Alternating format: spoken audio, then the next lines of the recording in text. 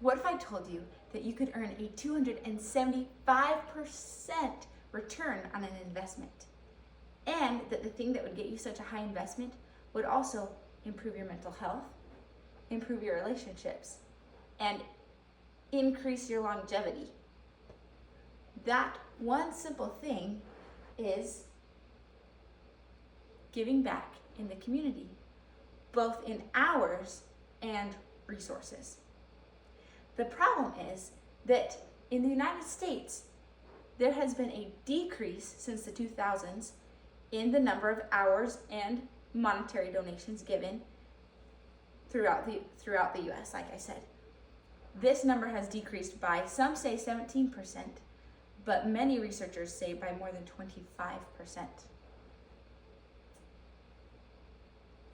And a professor at Harvard, Arthur Brooks, also a great author, has said that people who give more earn more. There was a study that shows that for every dollar you donate, you can expect to receive on average $3.75 back. Again, that's a 275% return on your investment. Furthermore, by donating hours and finances, you can expect a 43% increase in job productivity, relationship improvement, and overall happiness. Now, I know what you're thinking.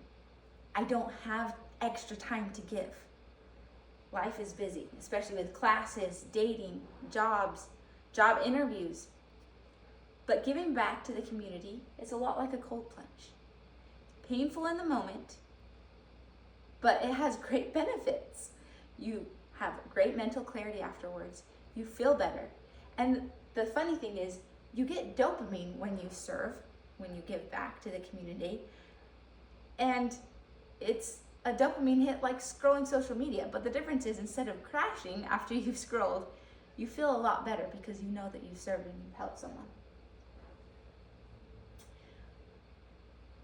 This concept has also been taught in Scripture. When you're in the service of your fellow being, you're only in the service of your God.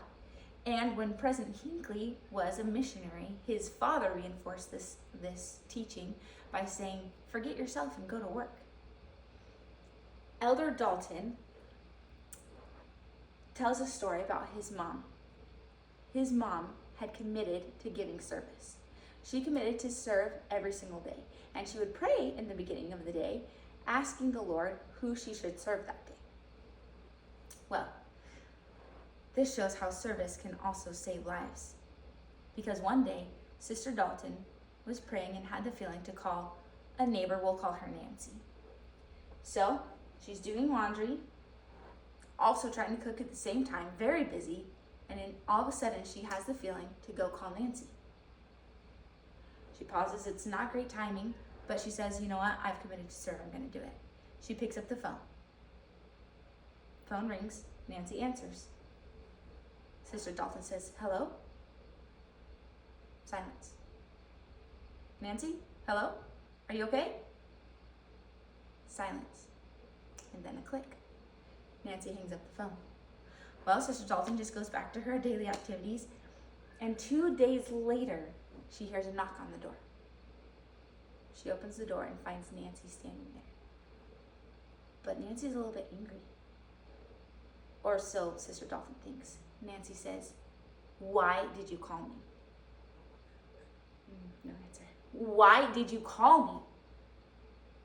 Sister Dalton responds, I committed to serve, and I prayed, and you're the person I felt like I should serve that day and call. Nancy said, I had just said a prayer, and I told the Lord that if he didn't show me his hand in that moment, my husband would be coming home to a dead wife. Nancy had hit an all-time low, and Sister Dalton's service in the exact moment needed saved Nancy's life.